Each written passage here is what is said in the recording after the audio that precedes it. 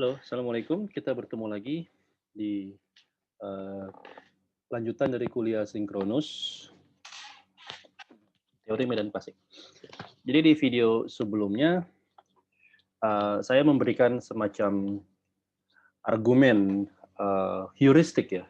Heuristik di sini artinya argumen yang eh, apa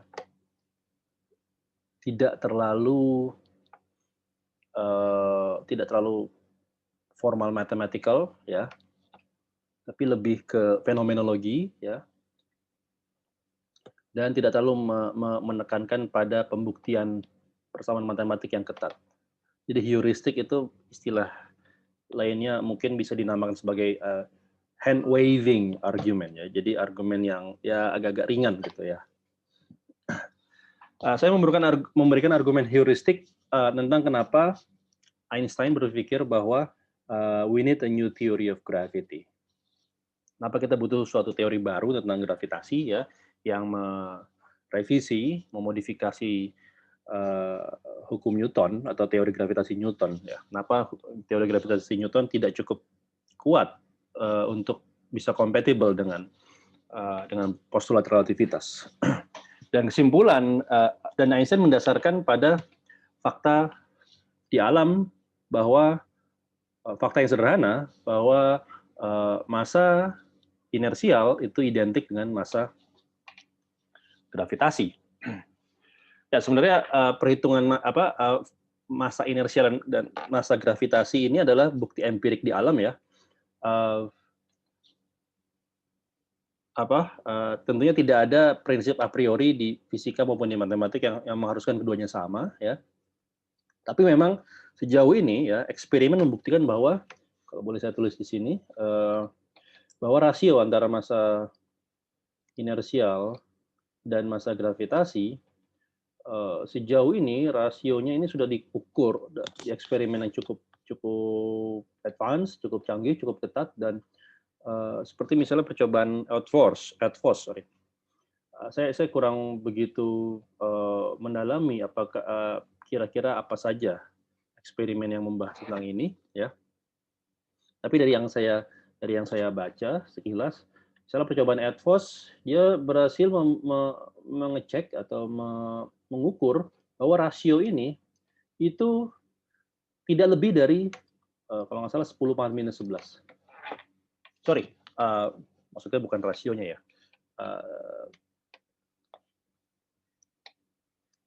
Satu min rasio ini gitu ya. Satu dikurang rasio ini adalah 10 pangkat minus 11. Artinya sangat mendekati 0 ya kan. Dengan demikian maka ini bisa dikatakan bahwa ini mendekati 1. Perbandingan ini sangat mendekati 1 ya. Saya lupa MI per MG atau MG per MI, nanti mungkin bisa dicek lagi ya. Tapi intinya bahwa rasionya ini mendekati 1, sangat mendekati 1. Nah, atas dasar itu maka prinsip ekivalensi massa merupakan prinsip yang cukup valid ya secara efektif. Dan berdasarkan pada prinsip yang sangat sederhana itu, Einstein menyusun, mengkonstruksi eksperimen dalam pikiran, Gedanken eksperimen ya, yang berbuah pada kesimpulan yang cukup mencengangkan bahwa gravitasi ini sebenarnya ada hubungannya dengan kelengkungan, dengan curvature dari apa? Dari geometri ruang. Atau setelah kita belajar mengenai relativitas khusus, kita tahu bahwa ruang dan waktu ini sebenarnya they are treated on equal footing. Jadi kita nggak bisa benar-benar membedakan ruang dan waktu karena waktu ini juga sebenarnya dimensi tambahan dari ruang. Maka kita bisa katakan bahwa gravity is actually a curvature of space-time. Gravitasi itu sebenarnya adalah kelengkungan dari ruang waktu. Itu kesimpulannya Einstein ya, bahwa gravity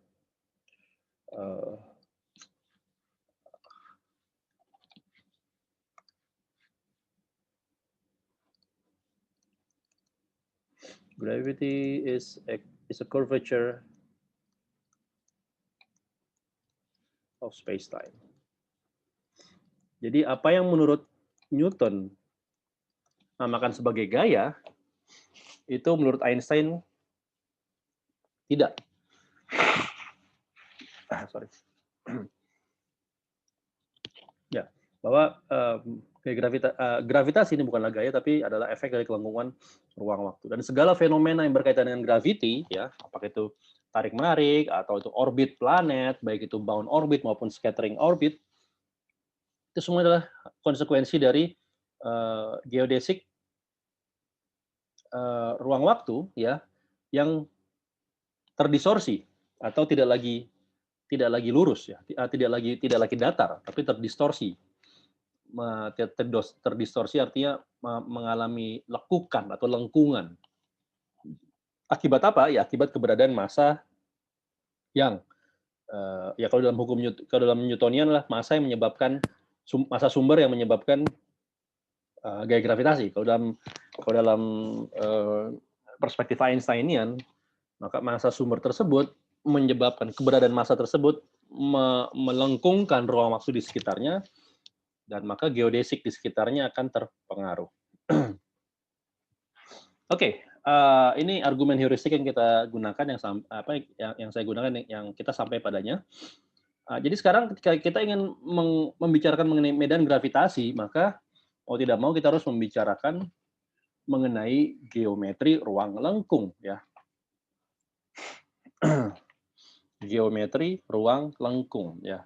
Atau kalau dalam istilah matematik, ya, geometri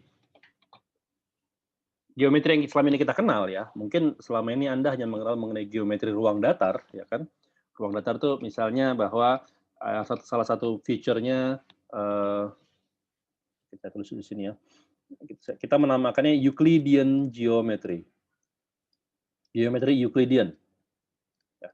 Kenapa dinamakan Euclidean? Ya karena pertama kali yang menggagas geometri itu di dalam sejarah adalah Euclid, ya. Dia terkenal dengan 5 aksiomanya, ya, dalam buku Elements. Dan itu yang membangun geometri. Dan geometri Euclidean ini adalah geometri yang berbasiskan pada asumsi bahwa ruangnya itu datar atau bidangnya atau ruangnya datar, ya. Kalau 2 dimensi berarti bidangnya datar, kalau 3 dimensi berarti ruangnya datar. Ya.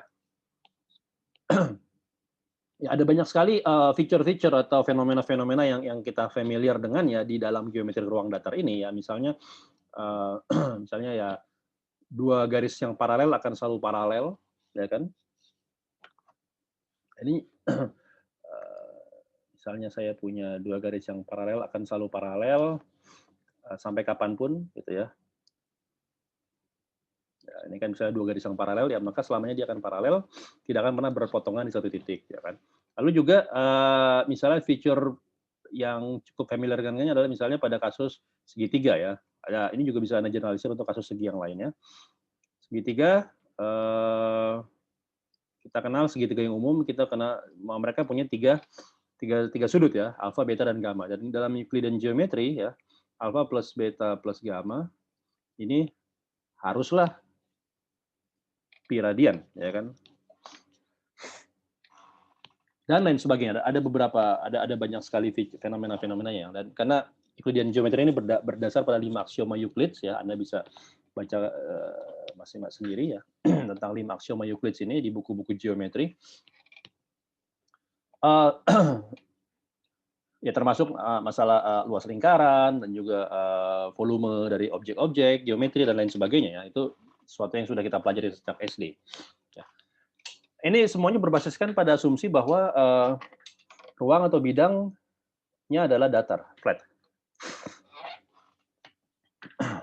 Nah, di abad-abad ke-18, ya, abad 1700-an dan memuncak di 1800-an, para matematikawan mulai memikirkan kemungkinan bagaimana atau ada nggak sih geometri di mana ruangnya tidak datar, atau ada nggak sih geometri di mana tidak memenuhi salah satu dari aksioma Euclid, gitu, ya.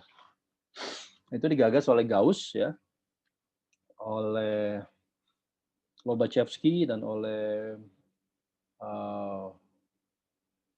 Gauss, Lobachevsky, dan Riemann salah satunya, ya. Dan beberapa orang lain, ya. Nah, ini yang kita bahas yang kita kenal sebagai non-Euclidean geometry, ya. Jadi ini geometri di ruang yang tidak datar, gitu, ya. Non-Euclidean geometry. Oh, Gauss, Lobachevsky, dan Boilai ya. Ini 3 matematikawan terkenal yang menggagas non-Euclidean geometry.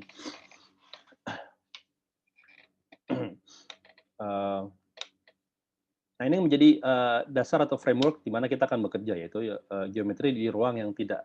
Sebenarnya non-Euclidean geometry ini artinya geometri di mana aksioma-aksioma Euclid ini minimal salah satunya bisa direlax, ya, bisa tidak berlaku. Gitu. Dan konsekuensinya adalah bahwa non-Euclidean geometry ini necessarily must be non-flat geometry. Gitu ya.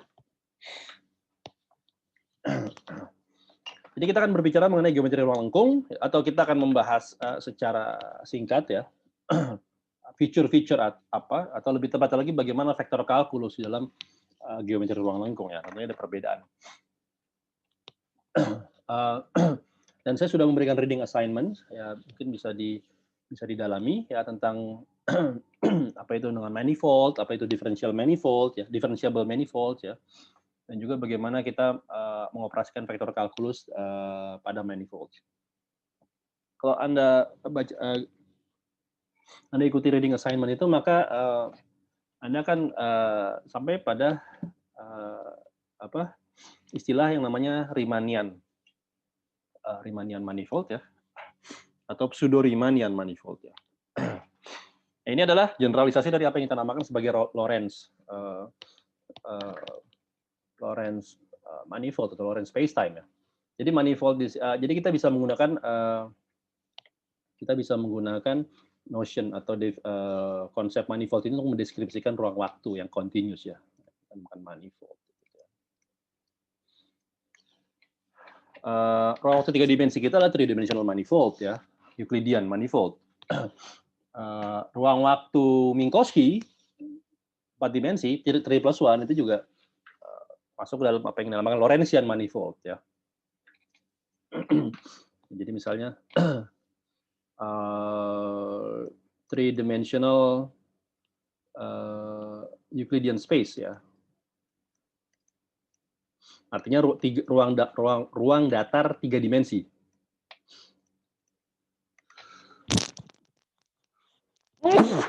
Sorry, excuse me. Ini dinamakan sebagai ini masuk dalam ya Euclidean manifold gitu ya. Manifold. Kalau kita berbicara mengenai 3+1 Minkowskian space time ya. Minkowski itu ya ruang yang metriknya eta mu nu yang sudah kita bahas ya. Ini maksudnya adalah Lorentzian manifold gitu ya. Lorentzian geometry.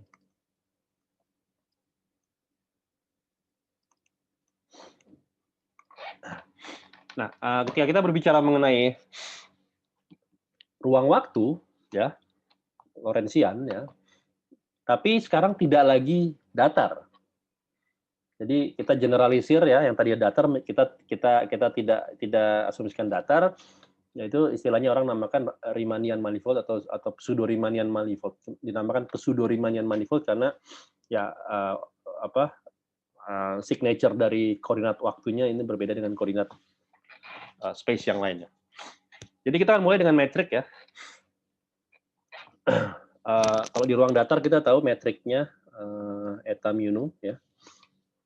Maka di sini ketika kita berbicara mengenai ruang waktu yang tidak datar, tentunya metriknya akan berbeda ya.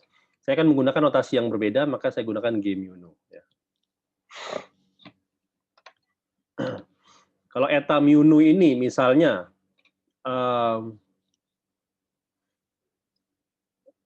isinya adalah min 1 plus 1 plus 1 plus 1 ya kan, dan ini 0 ya. Maka G mu nu ini isinya pertama dia bisa berupa fungsi ya, dan jadi ini secara umum saya bisa tulis bahwa G mu nu ini adalah fungsi dari ruang waktu ya kan. Nah, tentunya kita tahu yang namanya transformasi koordinat ya. Transformasi koordinat itu kan kita bisa mentransformasikan satu koordinat ke koordinat lain, ya kan, meskipun fisiknya tidak berbeda. Ya, misalnya koordinat kita tahu adalah eta mu ini kan sebenarnya diambil, ini kan asumsinya adalah Kartesian ya, Kartesian koordinat. Kartesian koordinat, kita bisa transformasikan Kartesian koordinat menjadi koordinat bola, ya kan? Kartesian koordinat kan sebenarnya isinya seperti ini ya.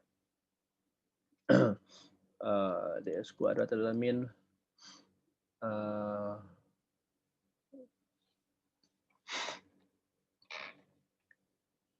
ini ada c kuadrat gitu ya. Sorry, pakai dx0 aja ya langsung. Ini adalah dx0 ya, min dx0 kuadrat ya plus dx1 kuadrat plus dx2 kuadrat plus dx3 kuadrat, ya kan? Ya kan ini kalau dalam Kartesian kan berarti adalah min c kuadrat dt kuadrat gitu kan plus dx kuadrat plus dy kuadrat plus dz kuadrat. Tapi kita juga bisa menggunakan koordinat bola ya untuk mendeskripsikan tiga dimensinya ini ya, tiga dimensi ruang ini kan. Koordinat bola itu Anda tahu metrik tiga dimensi dari koordinat bola.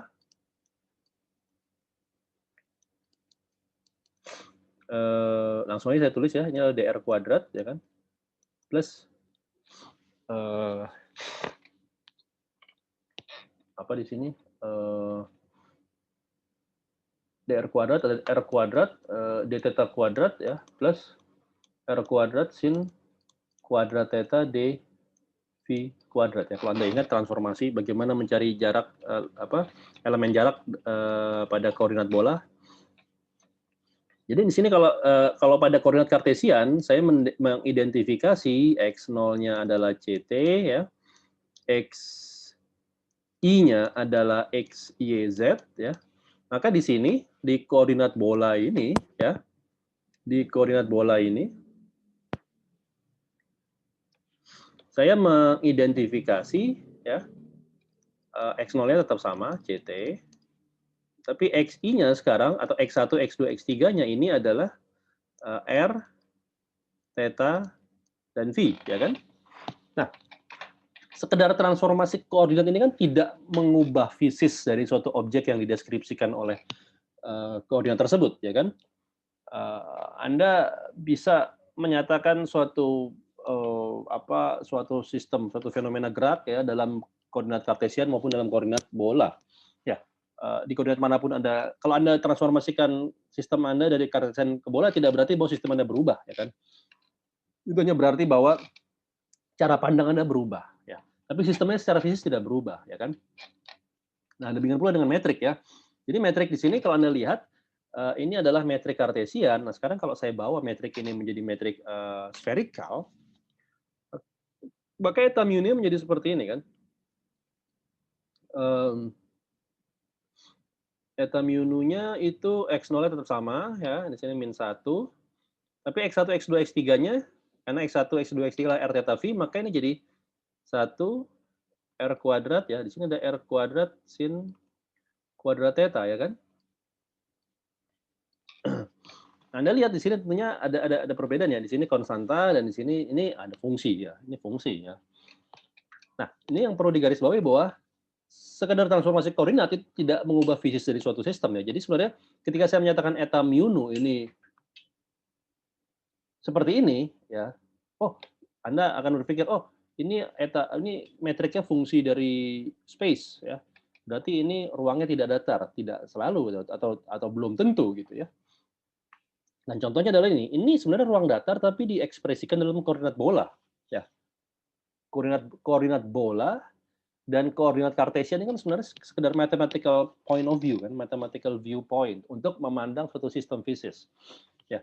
Jadi hanya karena Anda mengubah dari Kartesian ke bola tidak lantas tiba-tiba sistem fisisnya itu berubah ya, dari yang tadinya dari ruangnya tadinya flat menjadi lengkung, tidak begitu ya. Ini perlu dibedakan antara koordinat dan ruang yang kita tinjau ya. Ruang itu fisis ya. Ruangnya ini fisis, tapi koordinat ini hanyalah cara kita memandang ruang itu ya. Nah, jadi di sini Anda bisa melihat counter example dari apa yang saya katakan tadi ya, yang tentunya perlu saya perjelas makanya bahwa ini merupakan contoh dari suatu metrik yang bergantung pada ruang, ya pada fungsi yang merupakan fungsi dari ruang maksud saya. Ya. Ada R, ada theta ya. Ini tidak lantas sama dengan bahwa eta mu nu ini ruang lengkung ya. Tidak, ruang lengkung. Tidak, ini hanyalah ruang datar yang diekspresikan dalam koordinat bola. Ya. Dan Anda bisa mengekspresikan satu koordinat ruang datar dengan koordinat apapun yang sangat rumit ya. Ya. Sehingga yang sangat rumit menjadi fungsi dari ruang. Ya, tapi itu tidak lantas menjadikan dia menjadi sesuatu yang tidak lengkung, tetap saja dia datar ya. Jadi perlu dibedakan. Kalau gitu bagaimana kita membedakan secara prinsipal, secara fundamental mana metrik yang flat space time dan mana metrik yang non flat space time. Nah,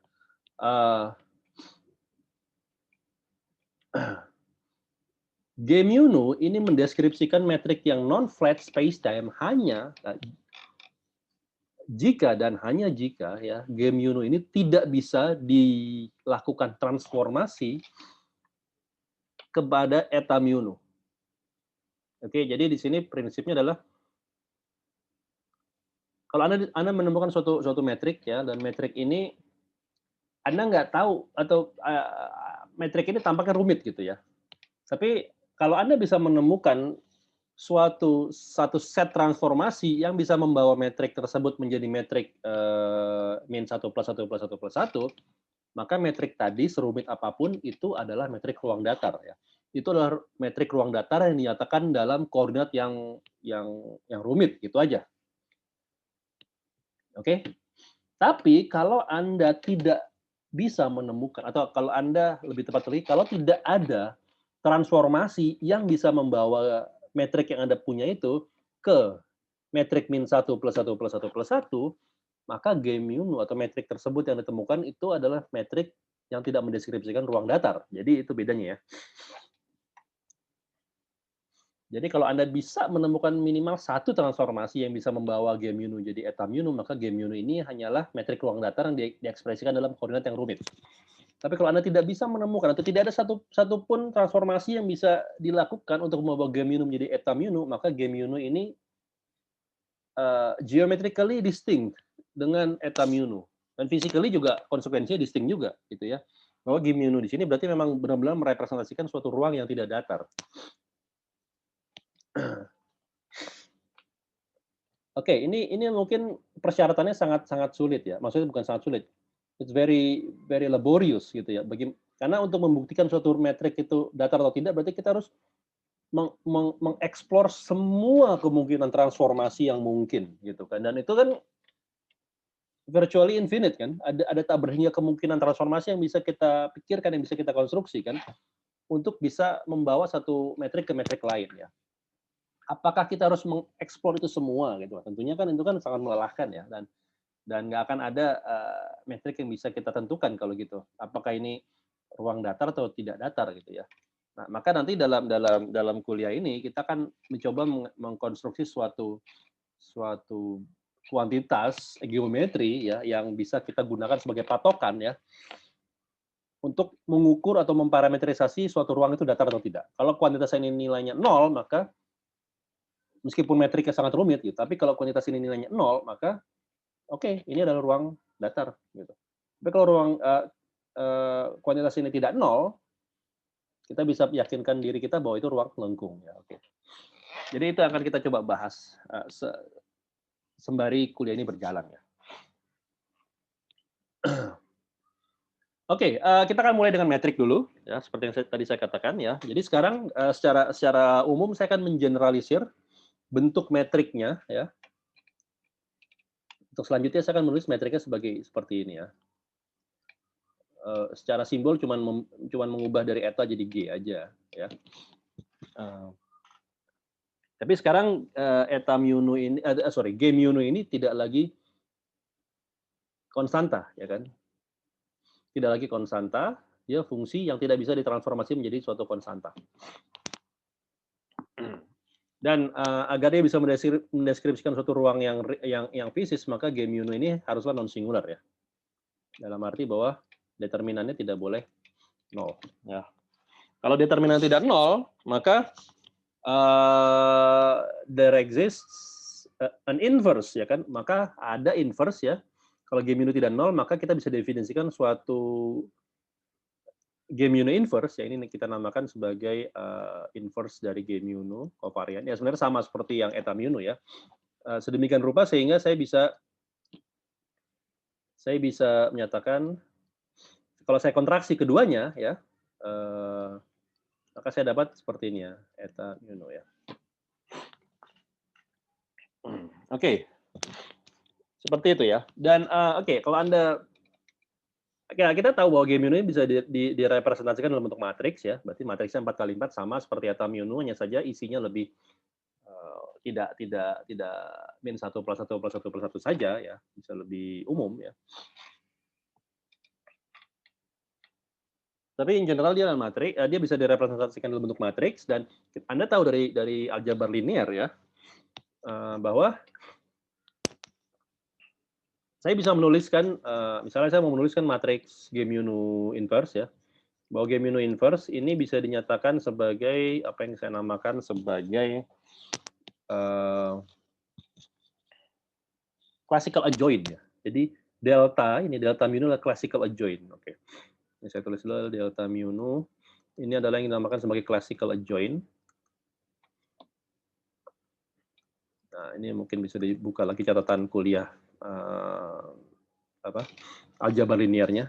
Classical adjoint dari game UNO ya. Dari game UNO yang covariant. Dan G di sini adalah determinan dari game UNO. Oh, sorry.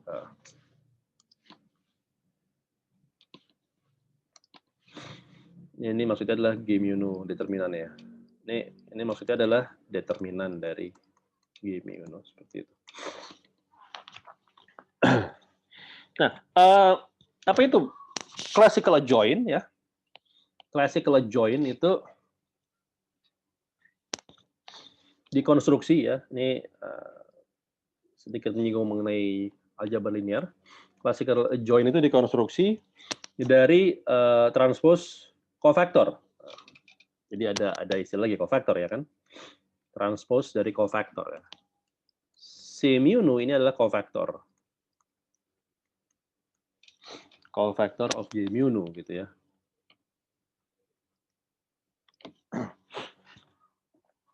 Nah, cofactor itu apa? Ya, cofactor itu adalah di sini ada min 1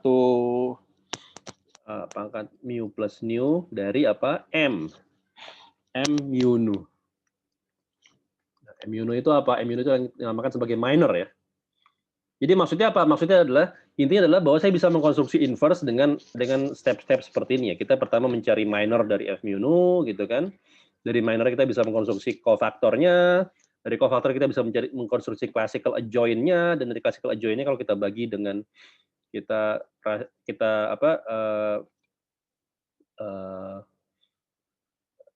bagi, kita rasionalkan ya. Kita normalisasi dengan determinannya, maka kita dapatkan metrik inverse dari G mu nu gitu ya. Nah, itu stepnya seperti itu ya. Nah, ya minor itu kan Anda bisa cari di istilah aljabar linear ya. Nah, semua vektor kalkulus yang kita bangun ya, bukan semuanya, tapi aljabar bukan vektor kalkulus, tapi aljabar vektor ya, bukan kalkulus vektor, tapi aljabar vektor yang kita bangun di selama ini untuk eta mu itu berlaku untuk ruang yang tidak datar. Jadi misalnya kita bisa menggunakan game UNO untuk menaik turunkan indeks ya. Saya punya tensor rank 2 misalnya. Saya bisa konstruksi tensor rank 2 kontravarian ini dari tensor rank 2 yang mix misalnya ya. Misalnya seperti ini ya. Atau juga saya bisa mengkonstruksi dia dari tensor ring 2 yang kovarian.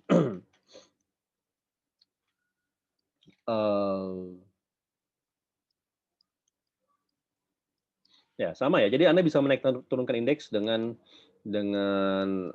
G mu ya, sama aja ya. Ini mu alpha T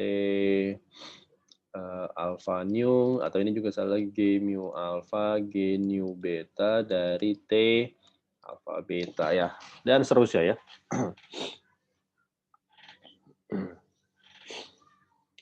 Sehingga dengan demikian maka di sini kita juga temui bahwa there is no fundamental distinction between covariant and contravariant tensors ya. Maksudnya kita selalu bisa membawa covariant tensor menjadi contravariant tensor dan sebaliknya dengan bantuan metrik.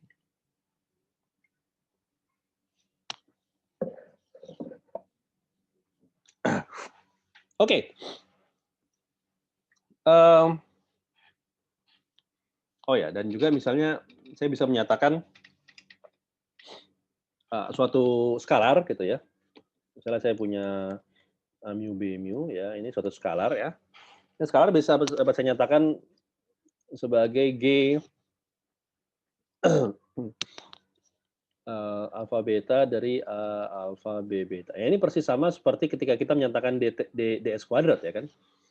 Kita bisa menggunakan G mu nu baik yang kovarian maupun kontravariannya untuk membentuk suatu skalar dari operasi dua vektor dan lain sebagainya. Oke. Baik, ini adalah aljabarnya ya. Aljabar vektor ini atau aljabar tensor ini tidak berubah di ruang datar maupun di ruang yang tidak datar. Nah, tapi bagaimana dengan kalkulusnya? Oke, kalkulus ini menjadi lebih non trivial ya. Nah, kalau di reading assignment saya meminta kalian untuk membaca manifold, differentiable manifolds ya.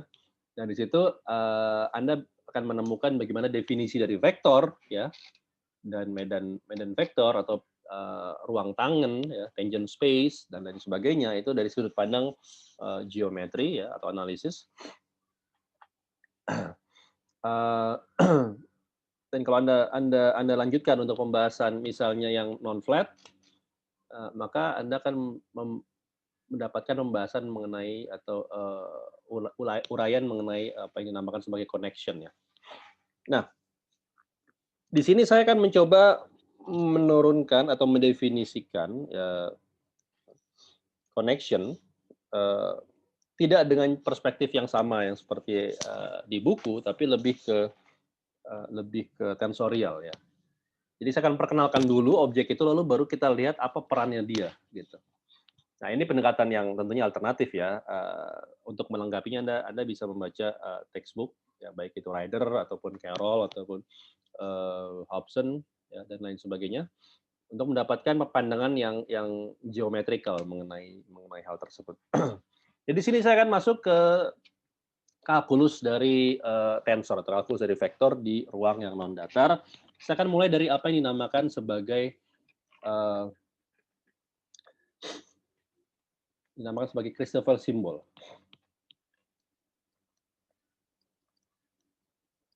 Christoffel symbol. Nah, kalau Anda ingat ya, di awal-awal kuliah, saya katakan bahwa hanya karena suatu objek atau suatu kuantitas itu punya indeks, tidak lantas objek tersebut berhak dinamakan vektor atau tensor, ya kan? Ada kualifikasi yang lebih dari sekedar memiliki indeks bagi suatu objek untuk dinamakan vektor atau tensor, ya. Yaitu apa? Bahwa mereka harus bertransformasi sebagaimana ya definisi vektor kontravarian maupun vektor kovarian ataupun tensor kontravarian dan tensor kovarian. Ya kan? Misalnya saya punya objek dengan 3 indeks ya. Mungkin sebelum saya masuk ke sini ya, sekadar pengantar dulu, Misalnya saya punya objek dengan 3 indeks ya. Misalnya objeknya saya namakannya T gitu ya. T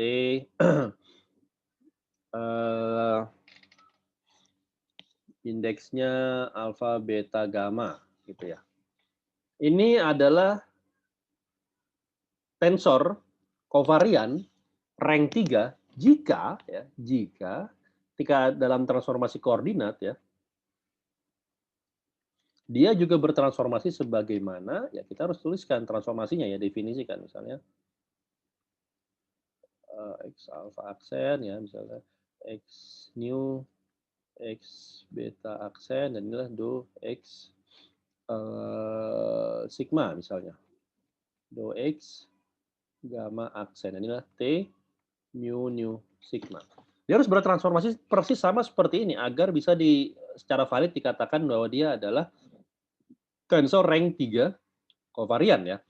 Kalau kontravarian berarti ya kita masih ingat ya bentuk transformasinya. Ininya di atas, indeks yang ada di sini kita pindahkan di atas dan aksennya di atas ya.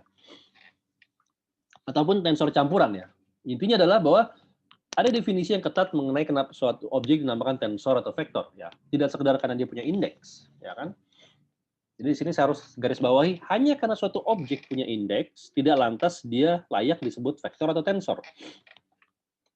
Kenapa di sini saya menggarisbawahi ini?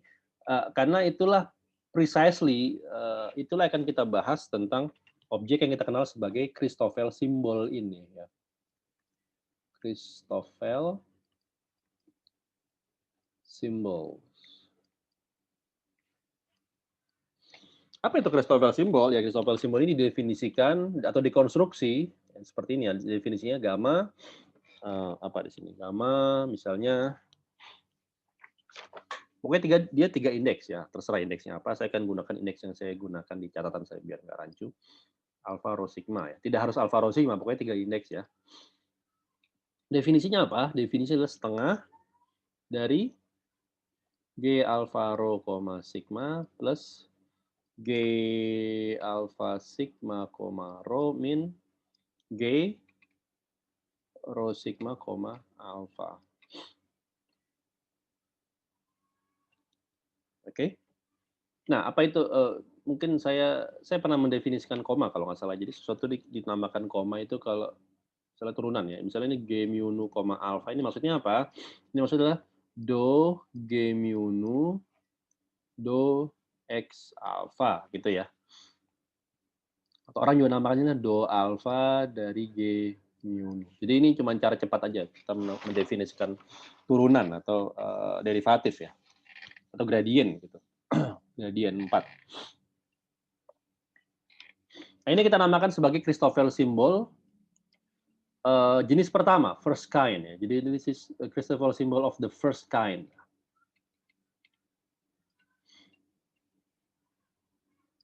Definisinya ya. Ini Christoffel symbol of the first kind. Jenis pertama. Nah, Anda lihat bahwa Christoffel symbol ini pertama-tama dia adalah objek yang genuinely hanya muncul di ruang waktu yang tidak datar. Ya, kenapa? Karena kalau di ruang waktu datar, metriknya selalu bisa kita bawa menjadi metrik yang kartesian, yang konstan, ya kan? Sehingga turunan metriknya selalu nol, ya. Turunan metriknya selalu nol. Ya. Nah, metrik ini punya turunan yang tidak nol hanya ya jika dan hanya jika ruangnya tidak datar. Ya, jadi sehingga Christoffel symbol ini adalah uh, suatu fenomena yang kita temui hanya di ruang waktu yang tidak datar, ya, tidak ada di special relativity. Jadi selama ini yang kita pelajari special relativity dan juga fisika, mekanika, Newtonian, ya kan? Ini dari sudut pandang gravitasi, karena selama tidak melibatkan gravitasi, maka mereka dari sudut pandang matematik adalah suatu fenomena yang berlangsung di ruang waktu yang datar. Jadi flat geometry gitu. Nah, teori fisika yang gravitasional yang melibatkan gravitasi, maka kita pandang sebagai fenomena atau teori fisika di ruang waktu yang tidak datar, ya, non-flat geometry, gitu ya, non-flat space-time.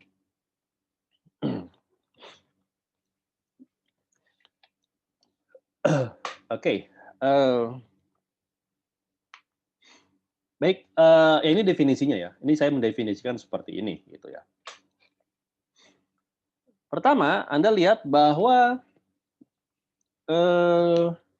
Christoffel simbol ini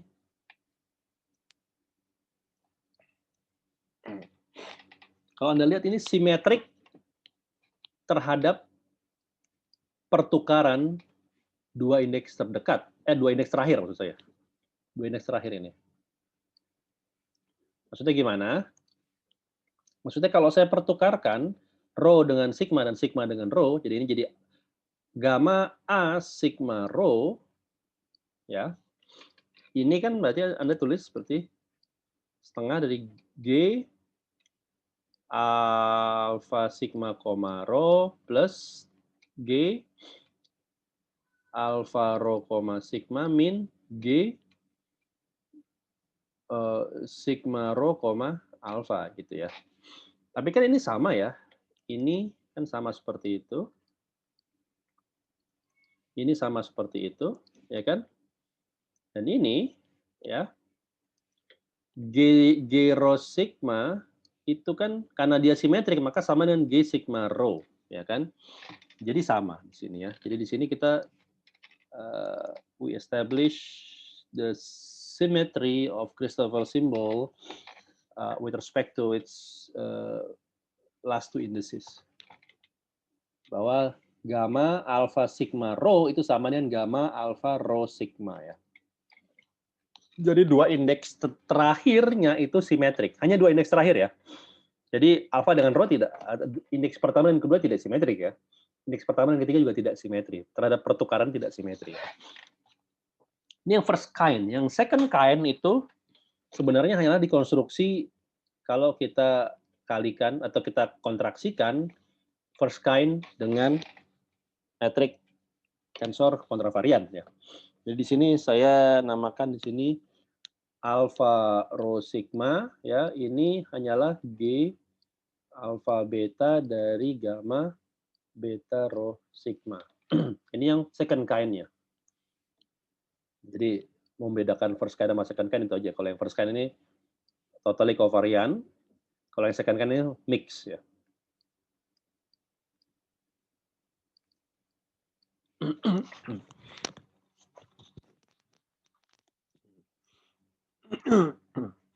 Oke.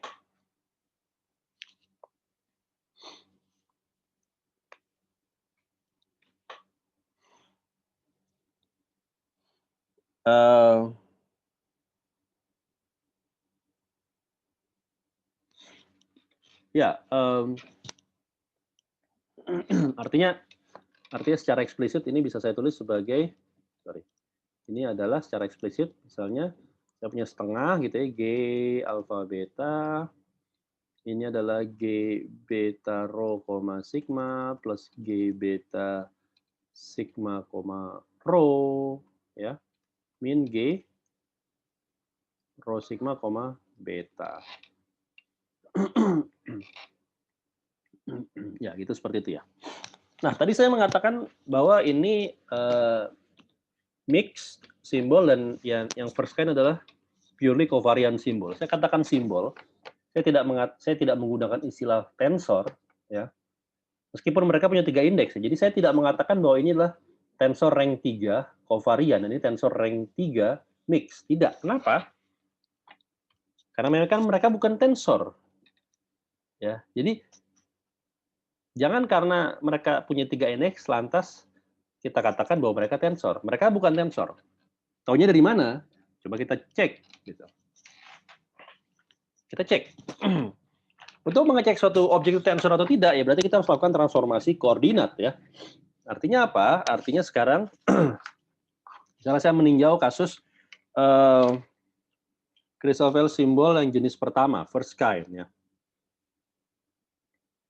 Misalnya saya punya alfa rho sigma ya, under coordinate transformation, mereka bertransformasi menjadi alfa, rho, sigma, aksen. Ya. Di mana alfa, rho, sigma, aksen ini adalah, ya berarti di sini, oke, saya akan menuliskan secara eksplisit ya turunannya ya di sini ya. Do, G, apa nih, G,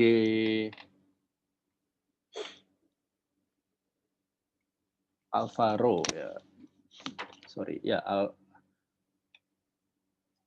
alfa, rho, sigma gitu ya. Ini G alfa rho D X, sorry.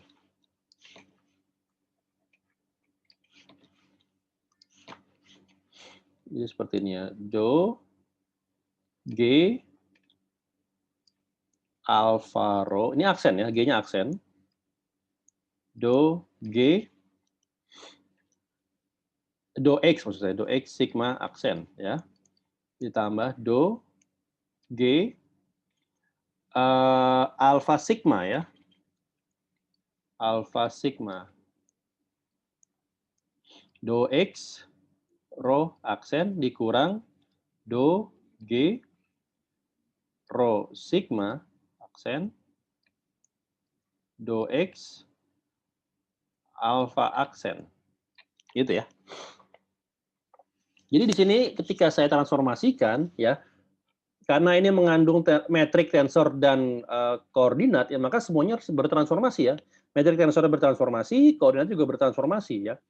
Jadi di sini saya menurunkan G mu nu yang aksen terhadap X mu yang aksen, gitu ya. Simpelnya. Nah, oke. Kita cek satu-satu ya. Ini kita cek satu persatu untuk memudahkan. Oke, di sini saya tulis di sini aja ya. Oh, sekarang saya punya gamma alfa rho sigma aksen ini adalah apa? Ini setengah dari gitu ya.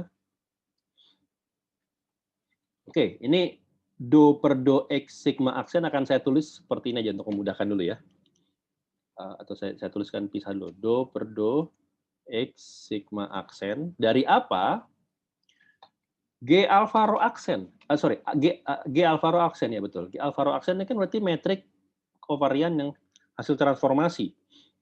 Ini saya berarti dia harus bertransformasi secara kovarian. Berarti di sini transformasi kovariannya adalah do X ambil mu gitu ya. Di sini X alfa aksen, X nu, X sorry bukan beta tapi rho di sini.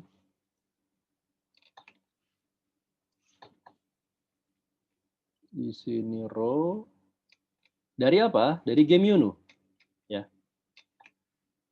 Jadi di sini Anda lihat bahwa ini adalah bentuk ini. Ya. Ya. Oke, saya lanjutkan. Tambah suku yang kedua. Suku yang kedua, do per do X rho aksen. Dari apa? Ya ini juga bertransformasi ya. Saya nyatakan aja mu dan nu juga transformasinya. Ini adalah alfa aksen, do, X nu, do X, sigma aksen dari G mu. Jadi saya ubah semuanya dalam G mu ya untuk memudahkan. Yang metrik sebelum transformasinya ya.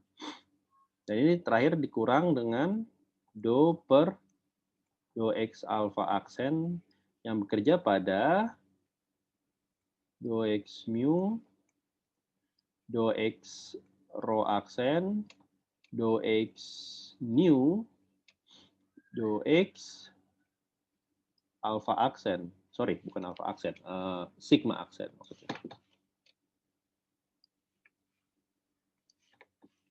Do X sigma aksen dari G mu nu. Oke. Ya, paham ya? Jadi ini adalah ini semua. Ya kan? Demikian pula ini. adalah ini semua.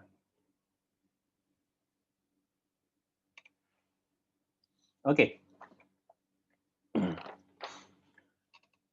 Oke, bisa dipahami, bisa diikuti ya. Nah ini ya kita uraikan aja ya.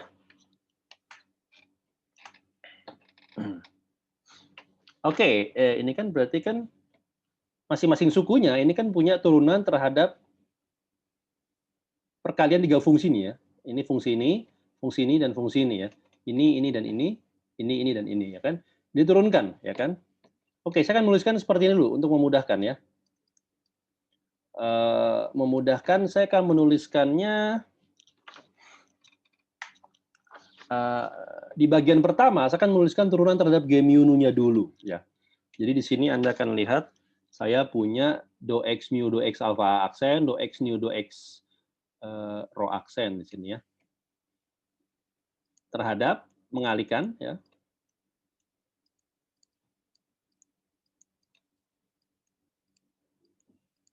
Mengalihkan apa? Mengalihkan do G mu nu per do x sigma aksen ya.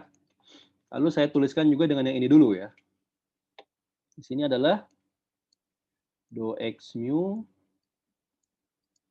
do x alpha aksen do x nu do x sigma aksen dari do G mu nu do x rho aksen ya kan. Lalu setelah itu di sini dikurang dengan do x mu do x rho aksen do x nu do x sigma aksen dari do G mu nu do x alpha aksen. Oke. Ini saya pisah aja ya, saya pisahkan.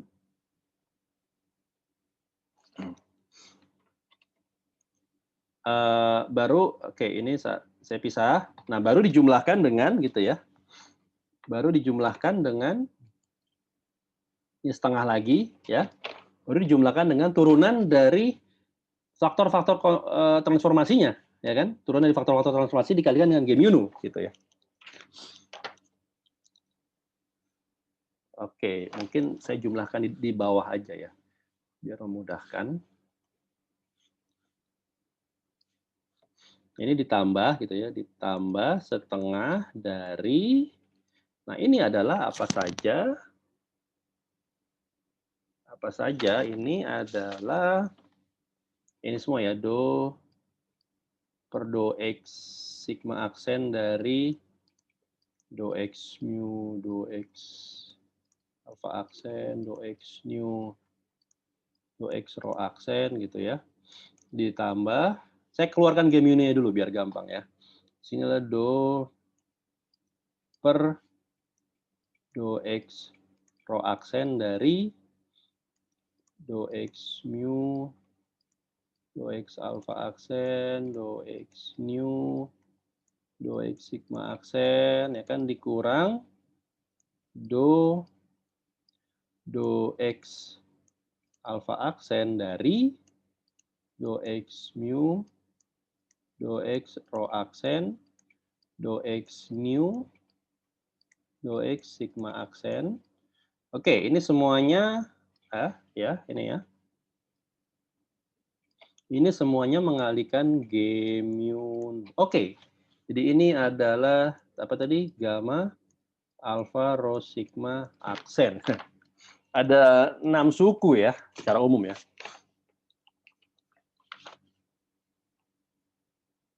Oke. Nah ini mungkin untuk memudahkannya bisa saya tulis sebagai 1 gitu ya. Bagian 1 plus bagian 2. Jadi bagian 1 itu mencakup yang ini.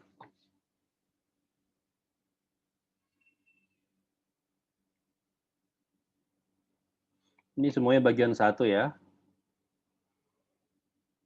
Oke. Nah, bagian 2 yang mencakup yang ini gitu ya.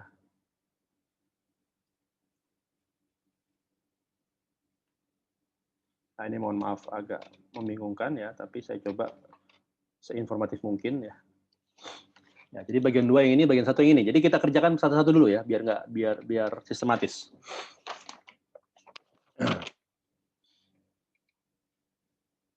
Oke. Nah, bagian 1 coba kita kerjakan ya. Jadi bagian yang 1 di sini kita lihat bagian 1.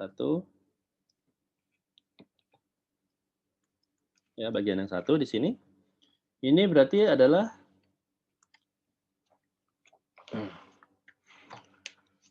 saya tulis lagi ya, bagian yang 1 di sini tadi. Ini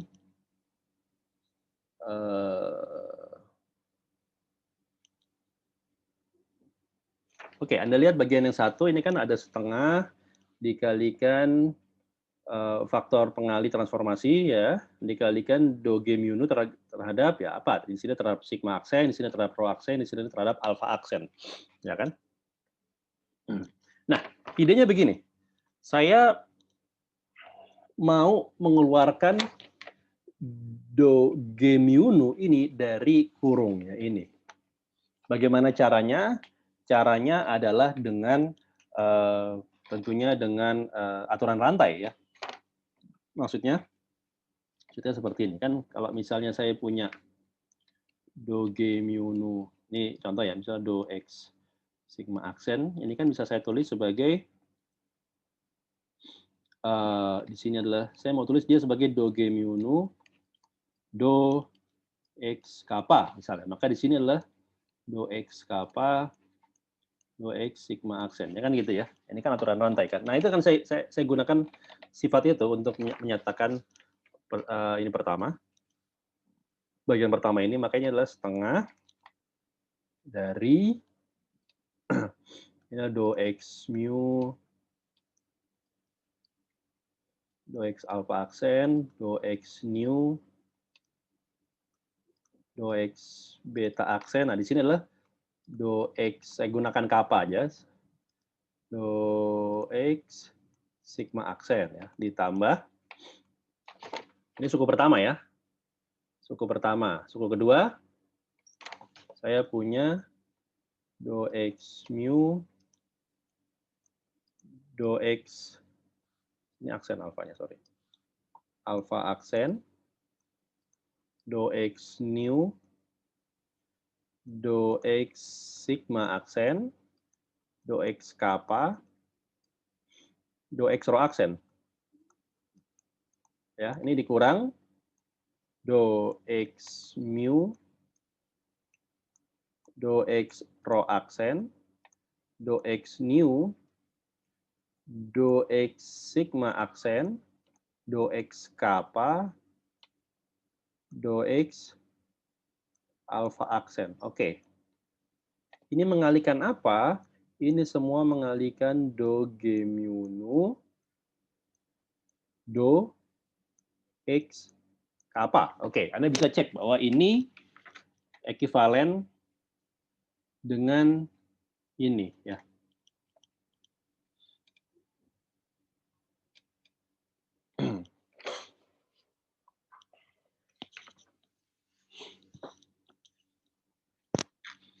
Nah, perhatikan bahwa apa yang saya lakukan, saya tadi melakukan menggunakan aturan rantai untuk mengubah derivatif G mu nu terhadap terhadap koordinat setelah transformasi, koordinat aksen menjadi derivatif G mu nu terhadap koordinat sebelum transformasi, ya kan? Jadi menjadi X kappa ini bukan aksen, bukan X kappa aksen, ini X kappa. Jadi saya serap aksennya di sini ya. Oke, ini jadi apa? Oke, ini kan bisa saya tulis sebagai ya untuk memudahkan ya, G mu nu, kappa ya, untuk memudahkan penulisan aja.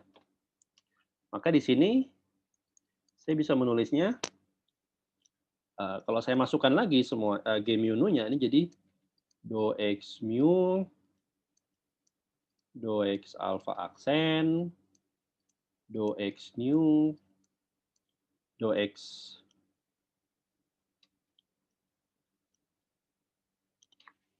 oh sorry ini bukan beta tapi row maksud saya. Maaf agak bingung tadi ya. Ini row. Ini row aksen, maaf.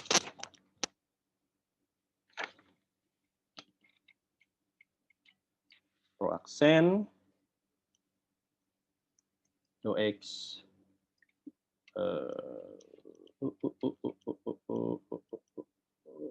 wait, apa yang mau saya lakukan di sini ya?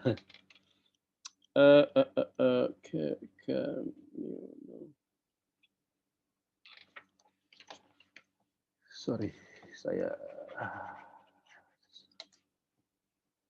apa yang mau saya lakukan di sini? Mu alpha.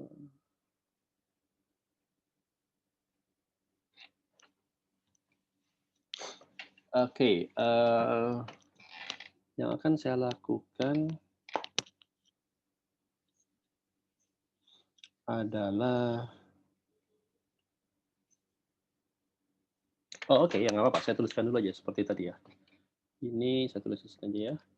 Ini setengah, ini kan jadi do X mu, do X alpha aksen, do X new, do X row aksen, do X kappa, do X sigma aksen dari G mu nu, kappa ditambah do X mu, do X alpha aksen, do X new, do X sigma aksen, do X kappa, do X row aksen dari G mu nu, kappa, ya kan? Dan terakhir adalah dikurang do X mu, do X row aksen, do X new, do X sigma aksen, do X kappa, do X alpha aksen, G mu nu, kappa. Oke, nah sekarang triknya adalah, ya, di sini tricky partnya adalah, Anda lihat semua indeks yang tidak punya prime ini, yang tidak punya aksen ini semuanya terkontraksi ya. Mu, new, kappa, di sini ya. Mu, new, kappa, ya. Mu, new, kappa, ya kan. Semuanya terkontraksi ya. Semuanya terkontraksi, sehingga apa yang mau saya lakukan, nah, sekarang lihat untuk suku yang pertama ya. Suku yang pertama, saya mau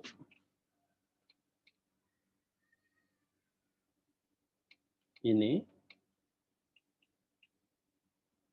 saya mau menukarkan indeks ya, relabeling ya, melabel ulang indeks. Indeks apa? Indeks yang mau saya labeling adalah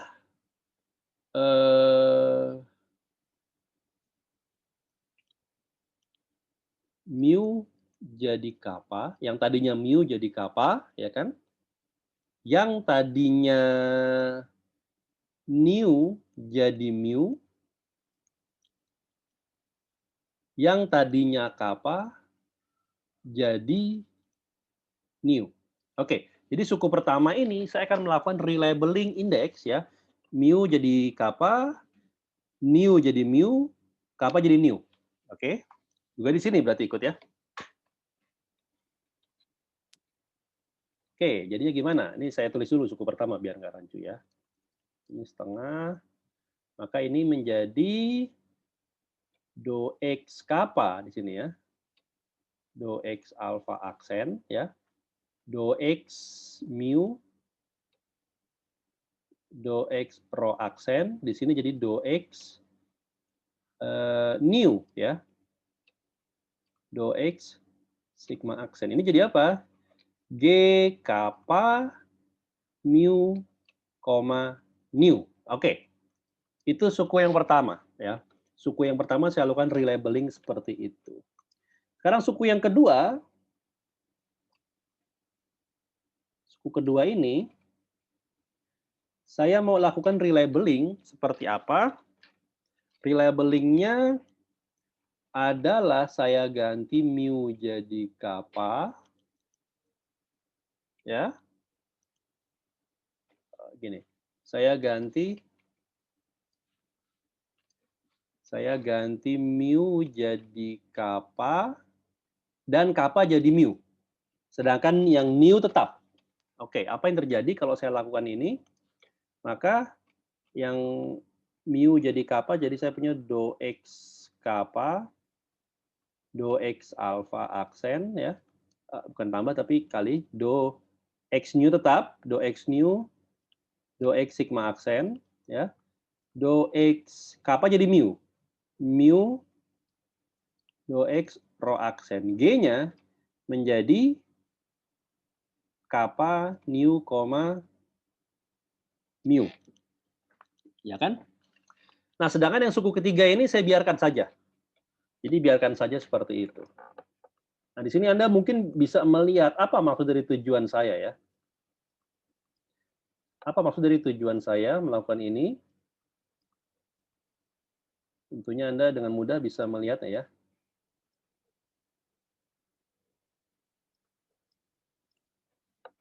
G mu nu, kappa.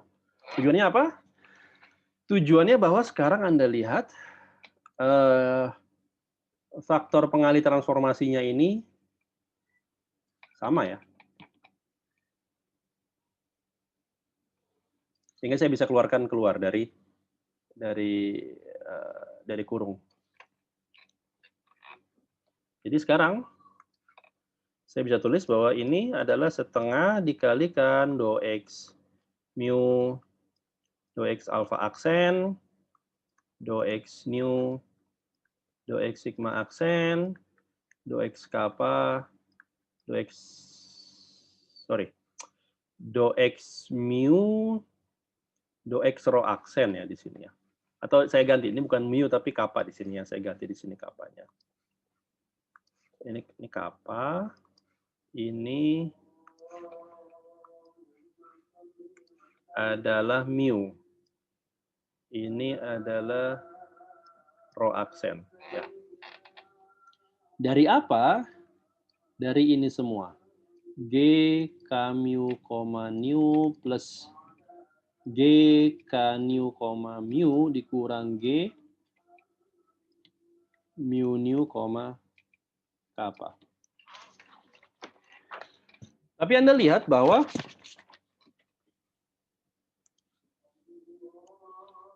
ini tiada lain dapat saya tulis sebagai, kalau Anda jeli, atau mungkin lebih tepatnya lagi, bukan ininya ya.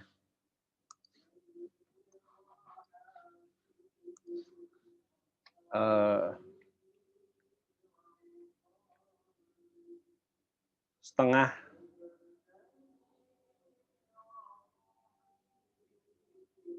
Jadi ada faktor setengahnya saya masukkan. Ya, semuanya saya kurung merah ini tiada lain daripada definisi dari kappa mu, gamma dari kappa mu nu, ya kan? Jadi sekarang artinya apa? Artinya bagian satu ini dapat ditulis sebagai do x kappa, do x alpha aksen, do x nu, do x sigma aksen, do x mu, do x rho aksen dari kappa mu nu. Oke, ini tersederhanakan seperti ini ya. Oke, saya stop dulu videonya, saya lanjutkan di video berikutnya untuk memudahkan. Baik, terima kasih.